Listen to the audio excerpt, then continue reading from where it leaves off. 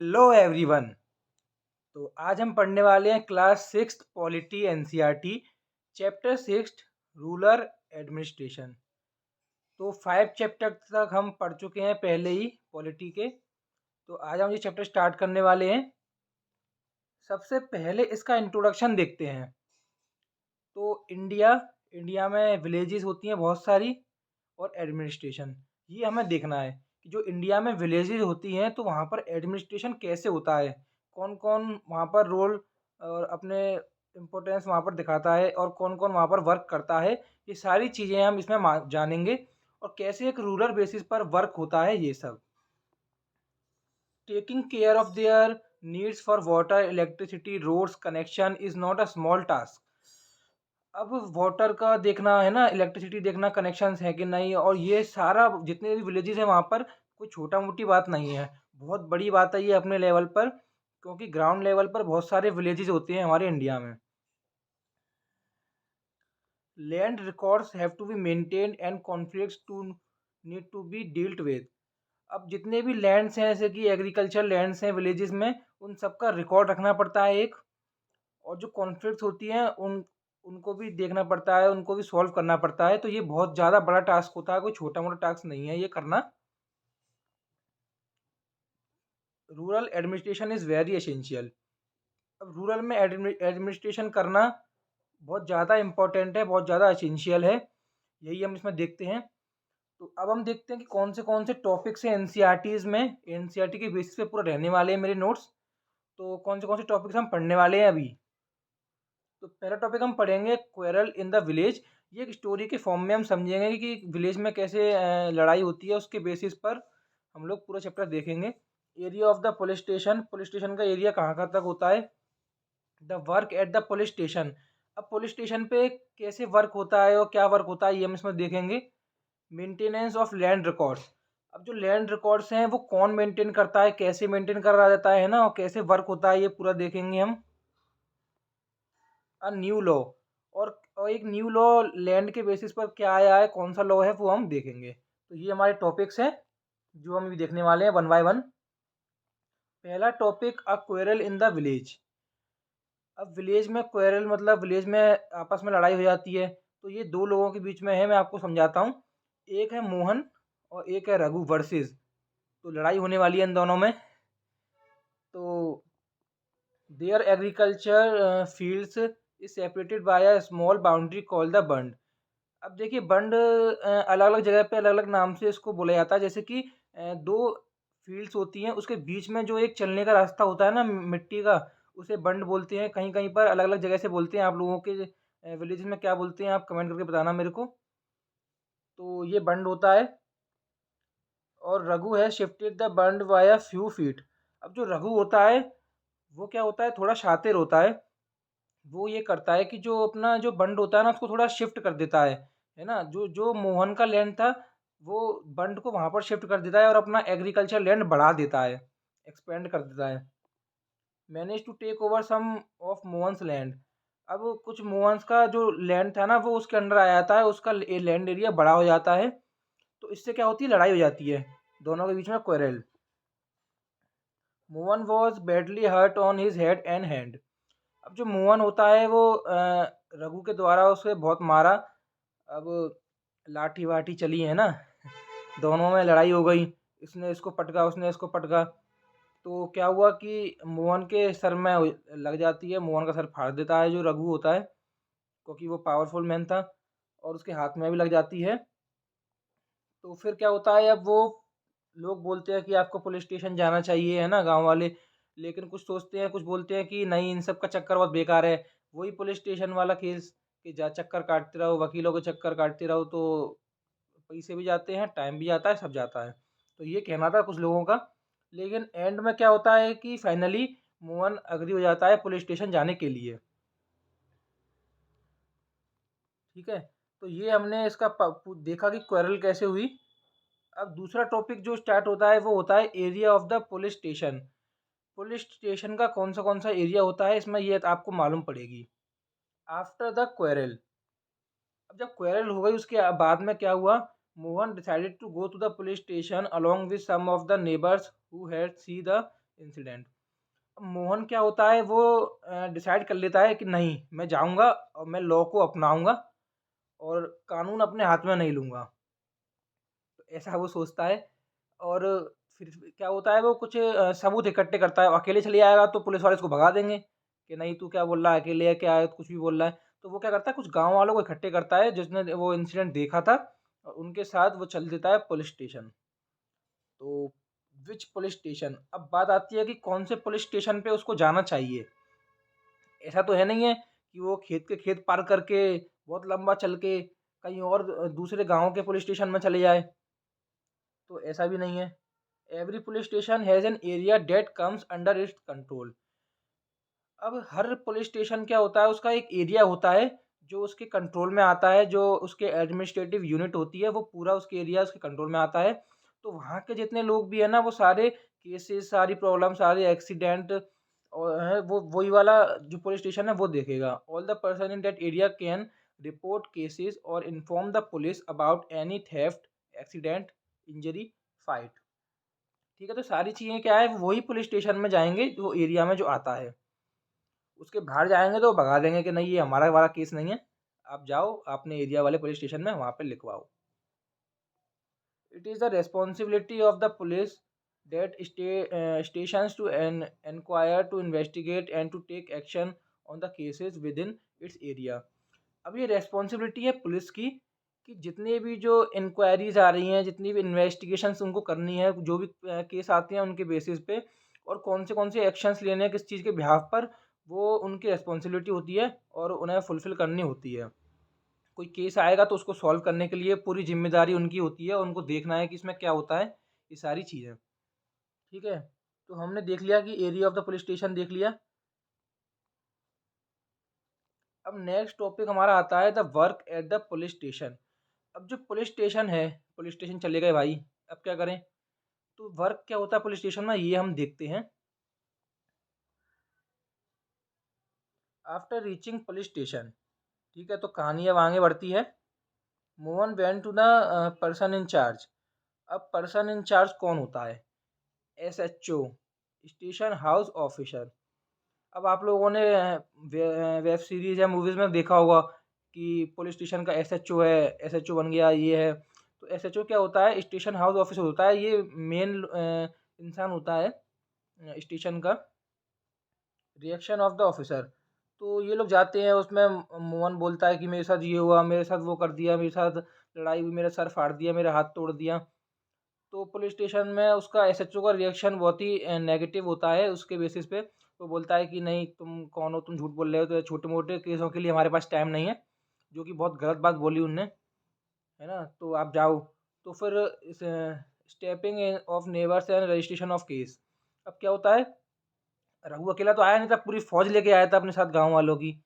तो वो बोलता है चलो भाई आ जाओ। तो उसके पीछे खड़े होते हैं सारे, तो सब टूट पड़ते हैं कि हाँ, हमने भी देखा है साहब, हमने भी देखा है ना, कि इसके सर में मारा था उसने, रघु ने, वो ये है, ये कर दिया। तो सारी बात वो बोलने लग जाती है। तो फिर क्या होता है, एसएचओ को केस लिखना पड़ता है।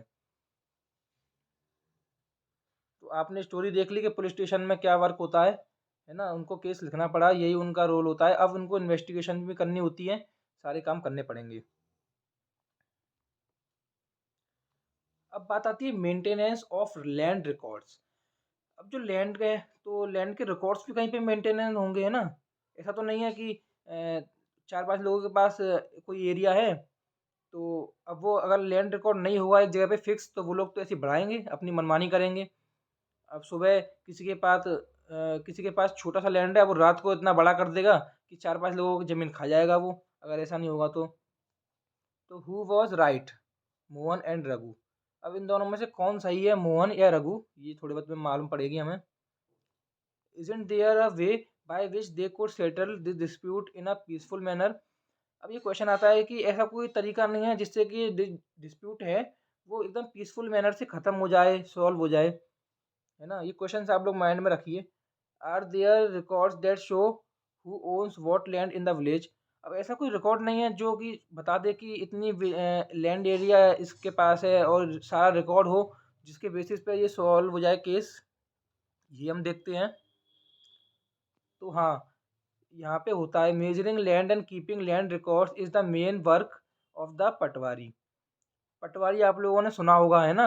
अब गाँव में आप बड़े लोग बात करते होंगे तो पटवारी बन गया है, वो पटवारी का ये काम है, तो आप लोग गाँव में सुनते रहते होंगे ये वाली बातें। तो जो पटवारी होता है उसका मेन काम होता है कि जो लैंड होता है उसका रिकॉर्ड करना, उसका मैप बनाना, है ना? और सारी इन्फॉर्मेशंस गवर्नमेंट को देना और रेगुलरली उसको अपडेट करना।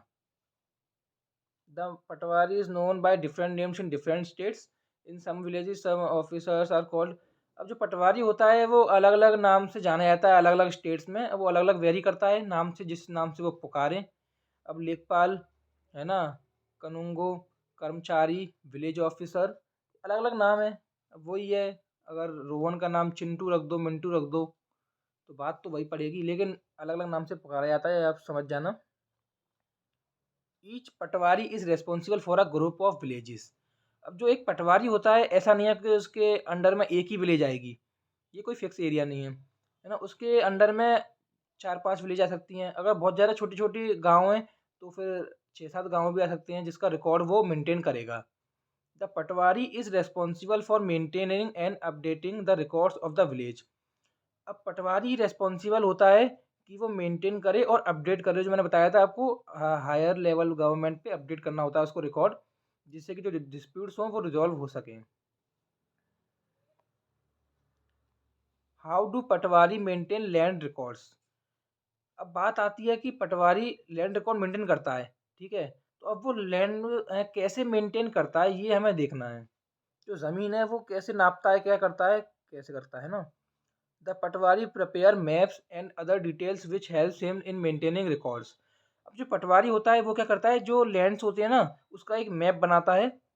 मैप बनाता है उसके बाद वो उस पे एक इंस्ट्रूमेंट होता है लॉन्ग चेन। वो चेन क्या होती है, बहुत लंबी होती है, वो उसको खोलते जाते हैं और उस चेन से क्या होता है वो मेजरमेंट करता है। तो मेजरिंग एग्रीकल्चर फील्ड्स, है ना? तो मेजरिंग करता है और उस मैप में अपडेट करता है ना? अगर कोई नई ज़मीन लेता है तो उसकी भी उसके नाम पर आगे वो ज़मीन ऐड हो जाती है और मैप में वो ऐड हो जाता है। तो इस तरीके से काम चलता है। आप लोगों को होपफुल समझ में आया होगा ये चीज़ें। Rate the story of Raghu and Mohan. अब रघु और मोहन की स्टोरी रेट करें इससे कि कैसे रघु और मोहन में डिस्प्यूट हुई थी, तो उसी तरीके से ये सॉल्व होगी अब आगे जाके। The Patwari is also responsible for organizing the collection of land revenue from the farmers and providing information to the government about the crops grown in this area. अब पटवारी का मेन काम होता है कि वो कलेक्शन ऑफ लैंड रेवेन्यू। अब जो land है उसको मालूम है किसके अंडर में कितना लैंड आता है और कितना टैक्स लेना है उसको, तो वो लैंड रेवेन्यू कलेक्ट करता है सारे ज़मींदारों से और जितने भी लैंड ओनर्स हैं उनसे और फार्मर्स से, and providing information to government. अब वो सारी इन्फॉर्मेशन गवर्नमेंट को देता है और सारा जो मनी होता है वहाँ पे पास करता है। ये उसका मेन काम होता है पटवारी का, ठीक है? और जो भी आपके विलेजेस में बोलते हैं उसका, ये हो गया। It's importance for patwari to regularly update these records. अब पटवारी के लिए क्या होता है कि ये जो रिकॉर्ड्स होते हैं ना इसको रेगुलरली अपडेट करना बहुत ज़्यादा इम्पोर्टेंट है। ऐसा क्यों है आप पूछोगे, है ना? तो दोस्तों ये इसलिए इम्पोर्टेंट है क्योंकि अगर वो रेगुलरली अपडेट नहीं करेगा, अब जैसे कि किसी ने नई ज़मीन अपनी परचेज़ करी बगल में, तो उसने अपडेट नहीं करा वो, तो अगर वो ज़मीन अपडेट नहीं करी तो वो किसी और ने हथिया ली, वो जिससे उसने परचेज़ करी थी ना उसने वापस बोली कि वो ज़मीन मेरी ही है।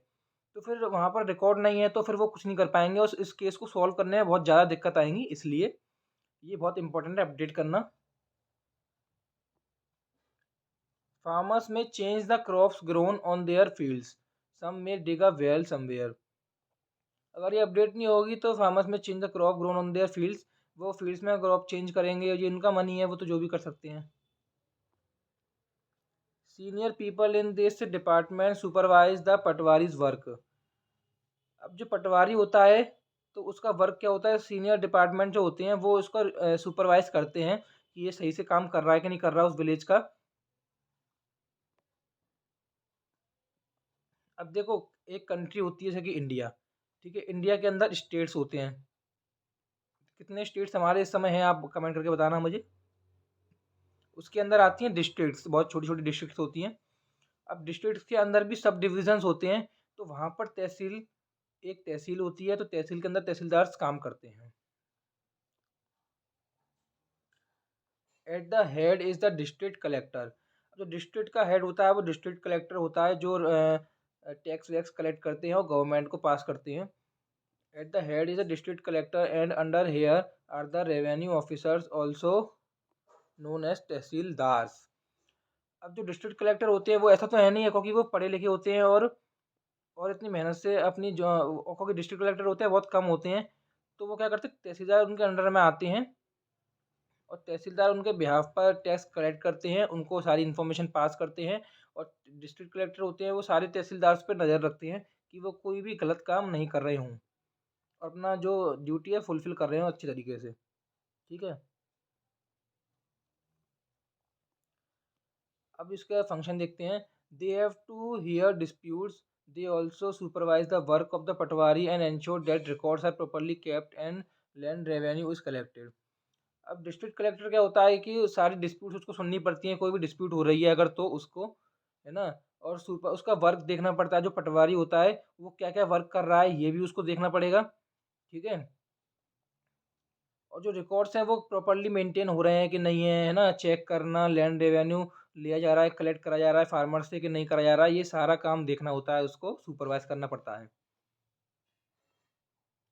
They make sure that the farmer can easily obtain a copy of their record, student can obtain their caste certificates.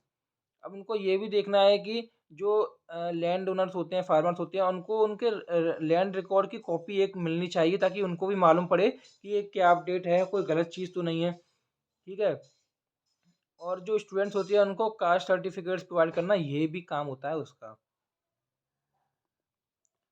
The tahsildars office is where land dispute are also heard. अब जो तहसीलदार का ऑफिस होता है वो लैंड डिस्प्यूट्स वहीं पर resolve होते हैं और वहीं पर सुने जाते हैं। ठीक है, तो ये टॉपिक हमारा कंप्लीट होता है। अब हम नेक्स्ट टॉपिक की बात करते हैं, जो कि है अ न्यू लॉ।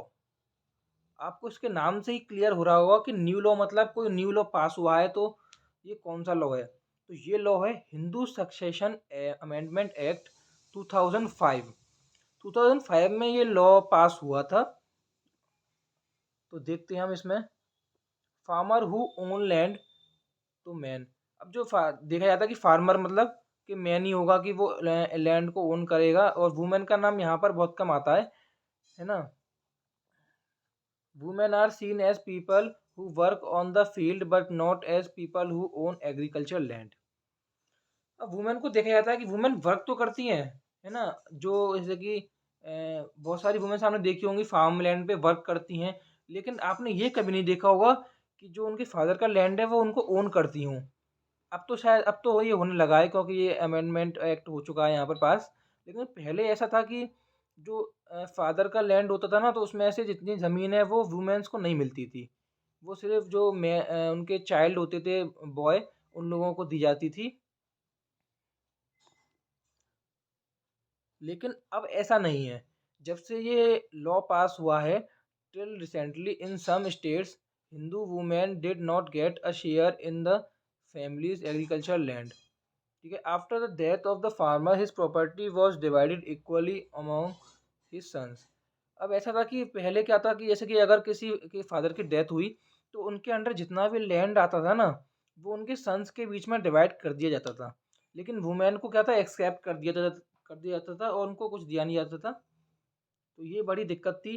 तो वुमेन्स ने अपने लिए लड़ाई करी, फौट करा, तो ये पता चला कि ये वाला बहुत ही दिक्कत वाली बात हो रही है। तो यहाँ पर हिंदू सक्सेशन एक्ट 2005 में पास हुआ, और ये न्यू लॉ है लैंड के बेसिस पे।